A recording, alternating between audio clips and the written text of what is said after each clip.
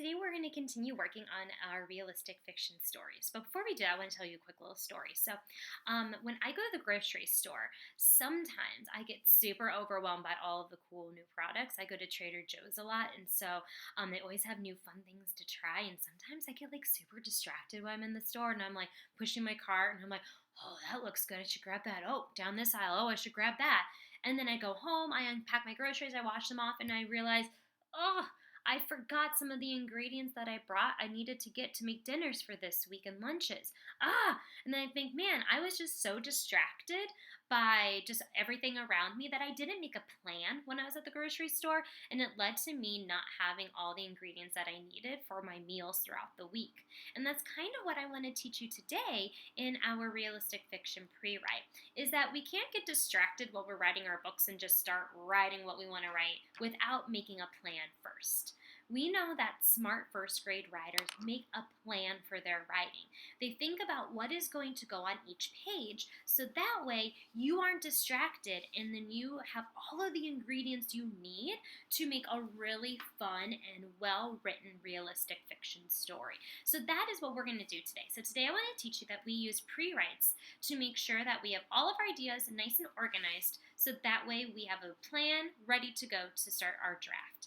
Now today what we're going to do though is we're going to take a look at 3 students' rough pre-writes from last week. Now if you can recall, our pre-write allows us to think about who will our characters be in our story. We had named them. Where and when will our story take place? What's the problem? And then it lines out every page, and you're going to put some big ideas of what will go on each of those pages. And this will help you better be able to elaborate on your ideas as you start your draft, okay?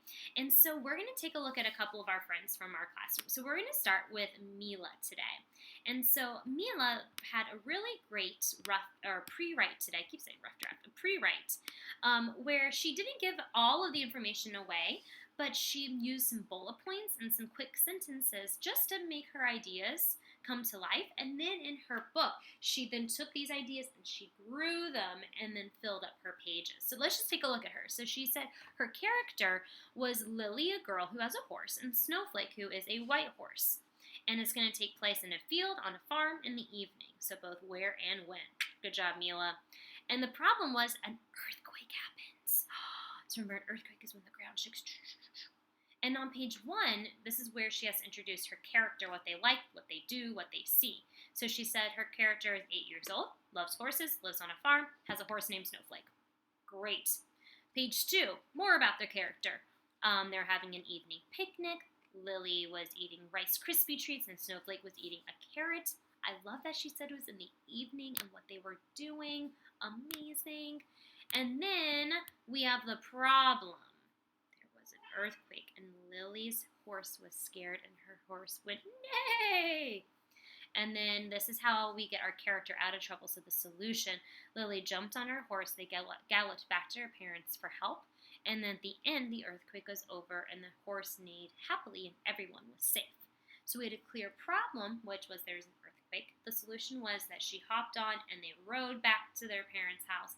Then the earthquake was over and everyone was happy. And I like how she ended it with how they were feeling. So that way when I'm reading her story, I'll have a clear understanding that her book is over. So nice job, Mila, telling us and showing us about your character. So we're going to take a look at another one. Oop, I'm moving myself. We're going to take a look at Maya's next. All right, so for Maya's, we are going to take a look at her characters, are Maddie and Aunt Jill, and it's going to take place at the zoo, midsummer, mid-morning. Very detailed, Maya. And the problem is that the painted dogs won't come out of inside of a log, and that's their problem.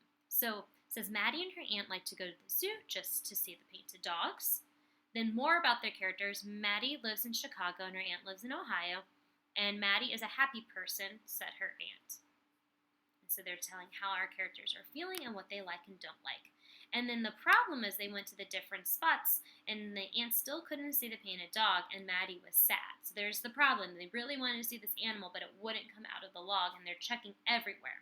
And then their solution is Maddie said, I'll come back another day. So they went off to another exhibit. So that was how they're going to solve their problem. And then they ended it by going to have a picnic in the park. And so you can see how Maya was just using one bullet point and then writing out overall what would happen on that page and then growing those ideas as she continues. So nice job, Maya. And the last one we're going to take a look at is Elena's. All right, let's take a look here. So for Elena's, her character is Stacy, a kid, and Cuddles, her pet horse. And it takes place at night and in a forest. And then Cuddles and Stacy get lost is the problem. So Stacy loves riding horses. She's 7 years old. Cuddles loves to snuggle and go on long rides with Stacy. Stacy loves to look out her telescope and see constellations. Awesome. And Cuddles loves treats and loves to gallop. Sorry, Hondel's trying to knock the computer screen. And then their problem is they were going on a ride and went too far and got lost. And then their solution is Cuddles smelled banana pancakes, and Stacy said, follow the smell. And Cuddles and Stacy are happy to be home eating banana pancakes and getting ready to play games afterwards. So they solved the solution by smelling something from their home and following that scent. I thought that was a really cool way to solve that problem. So Elena, I loved how you did that. So what you're going to do first grade is now that you have seen some examples from our friends, you are going to be getting your pre-write. You're going to be getting a pre-write just like this in Seesaw, and you are going to come up with another realistic fiction story that you are going to be writing. Remember, this time I am going to be grading your final product, so we have to make sure that we're following all the appropriate steps to make our story come to life. So step one, remember, is to come up with a plan so we don't get distracted along the way.